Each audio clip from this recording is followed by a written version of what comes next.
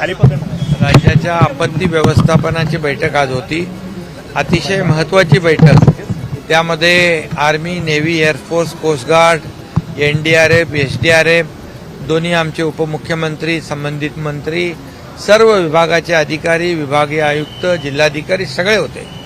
आणि या बैठकीमध्ये आपत्ती व्यवस्थापन, मान्सूनपूर्व जी काही काळजी घ्यायची त्या सर्व डिपार्टमेंटच्या संदर्भात चर्चा झाली.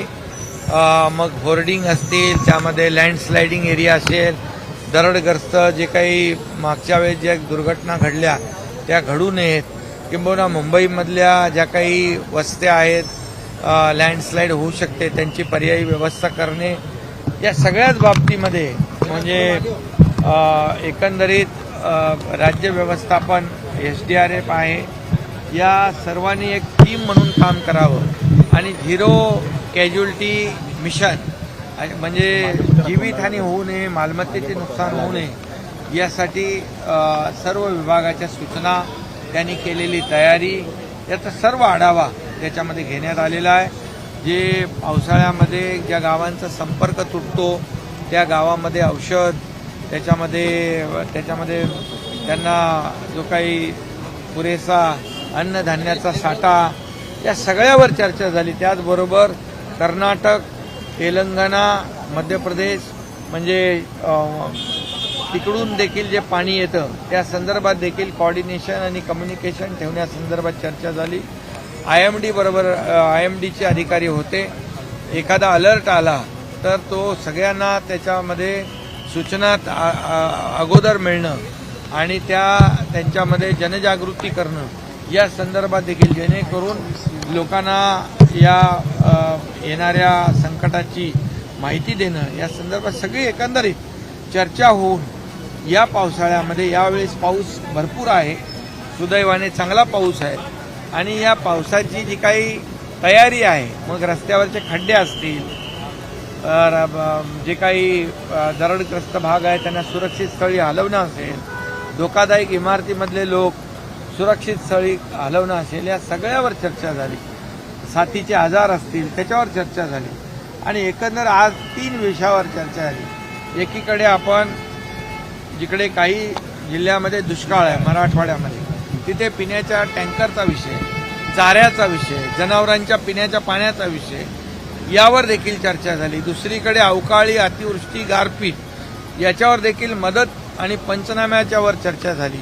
आणि तिसरा जो आता पाऊस येणार आहे, म्हणजे एकंदरीत 3 संकटांना आपण सामोरं जातोय आणि त्याच्यावर पूर्णपणे या महाराष्ट्रातल्या जनतेला सरकार म्हणून तो काही त्रास होऊ नये, तोशीस लागू नये, त्यांच्या जीविताचं, मालमत्तेचं नुकसान होऊ नये यासाठी पूर्णपणे रेल्वे असेल, या संदर्भात देखील रेल्वेच्या लोकांनी केलेलं काम, एअरपोर्ट अथॉरिटीनी केलेलं काम या ठिकाणी, आणि एअरफोर्स, आर्मी, नेव्ही, कोस्टगार्ड यांनी देखील पूर्ण त्यांची टीम सज्ज आहे कुठल्याही संकटाला तोंड देण्यासाठी, हे देखील या ठिकाणी सांगितलं. त्यामुळे पूर्ण ही अतिशय महत्त्वाची बैठक आज पार पाडली आणि या बैठकीमध्ये झालेल्या चर्चेनुसार ही सगळी अंमलबजावणी होईल आणि पूर्णपणे हा पावसाळ्यामध्ये कुठेही काही आपत्ती, संकट येणार नाही अशा प्रकारची तयारी, नियोजन केले. ठाणे महानगरपालिकेप्रमाणेच मुंबई महानगरपालिकेमध्ये टीडीएस साठी काय केलं आहे? ठाणे महापालिकेप्रमाणे टीडीआरएफ त्यांनी तयार केलेला आहे. तर टीडीआरएफच्या धर्तीवर इतर महापालिकांनी देखील आपलं जर एक दल तयार केलं रेस्क्यू ऑपरेशनचं, तर एनडीआरएफ आणि एसडीआरएफ येईपर्यंत लोकांचा जीव वाचवण्यासाठी, तात्काळ त्यांना मदत देण्यासाठी जी व्यवस्था लागते ती त्या व्यवस्थेतून त्यांना फायदा होऊ शकतो. त्याचबरोबर मंत्री महोदयांनी देखील सूचना दिली की गावातली जी लोकं आहेत त्यांना देखील जे पट्टीचे पोहणारे आहेत, स्विमर आहेत, त्यामध्ये त्यांना ट्रेनिंग देणं आणि तात्काळ आपत्ती जेव्हा येते त्यावेळेस तात्काळ रेस्क्यू ऑपरेशनला त्यांना पुढे जाता येईल यासाठी देखील, यावर देखील चर्चा झाली.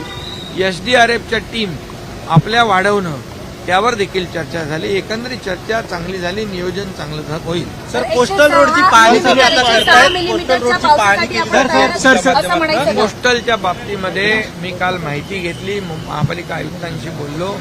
ग्राउटिंगमध्ये काही लिकेज आहेत. ग्राउटिंगमध्ये मेन मूळ ढाच्यामध्ये नाही, मूळ स्ट्रक्चरमध्ये नाही, तर ग्राउटिंगमध्ये त्याच्यामुळे लिकेज झालंय. तर तिथे महापालिका अधिकारी काल अमित सैनी स्वतः गेले होते, LNTची टीम गेली होती.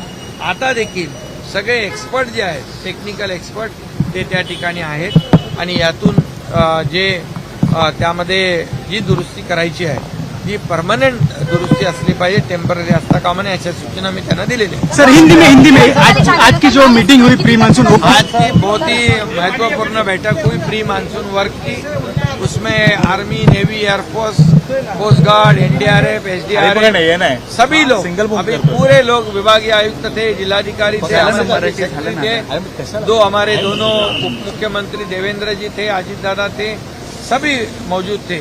और प्री मानसून वर्क के लिए जो भी सूचनाएं यहाँ दी गई है, एज अ टीम ये काम करेगी और हमारे राज्य की जनता को इसका बहुत फायदा होगा. कोई जीरो कैजुअलिटी मिशन, ये हमारा मकसद है और इसमें सभी लोगों को ये आपत्ति व्यवस्थापन में सभी लोगों ने सहयोग देना चाहिए. जो लैंड स्लाइड प्रोन एरिया है उसमें जो सुरक्षित जगह पर उनको रखना, इसके ऊपर चर्चा हुई. डिलैपिडेटेड कंडीशन में जो बिल्डिंग्स है उसके ऊपर चर्चा हुई. नाले सफाई के ऊपर चर्चा हुई. रोड के गड्ढों पे चर्चा हुई.